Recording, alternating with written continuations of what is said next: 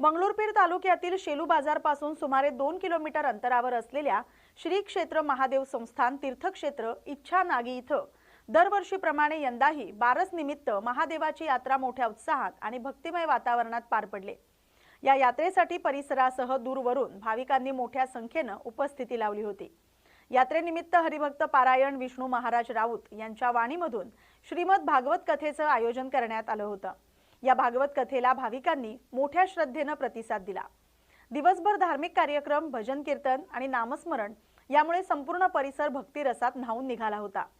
या यात्रेचं प्रमुख वैशिष्ट्य म्हणजे महादेवाला नवस बोलण्याची परंपरा। आपली मनोकामना पूर्ण झाल्यानंतर भाविक नवस फेडण्यासाठी डोक्याच्या शेंडीला दोरी बांधून बैलगाडी ओढतात। ही अनोखी आणि पारंपरिक पद्धत आजही इथं जपली जाते। यात्रेतील मुख्य आकर्षण ठरते।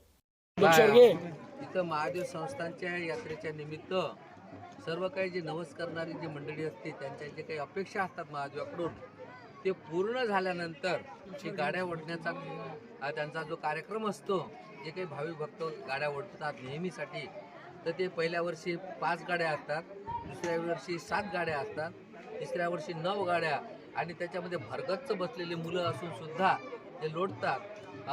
पण त्याच्यामध्ये खरं म्हणजे ईश्वराची महादेवाची जी शक्ती असते, आदि माया पार्वतीची शक्ती, महादेवाची शक्ती, त्याच्यामुळे ते त्यांना अशा एक प्रकारचं ते वाहून येते, एवढी शक्ती त्यांना ते प्राप्त होते। तर त्यांचे ते जे महादेव आहे, पार्वती आहे, ती त्यांच्या इच्छा पहिले काही त्यांचे जे म्हणणं असते ईश्वराबद्दल ते पूर्ण झाल्यानंतरच हे गाड्या उडण्याचा ते कार्यक्रम करतात।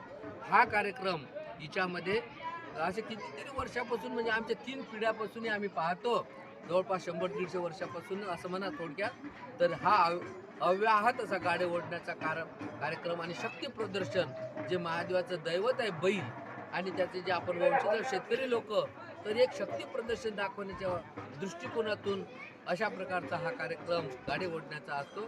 आणि ईश्वर सगळ्या ते गाडी ओढणारी जी मंडळी असते त्यांचं पूर्ण मनोरथ पूर्ण करते। अशा प्रकारचा भव्य दिव्य कार्यक्रम 150-200 वर्षापासून या गावात सुरू आहे।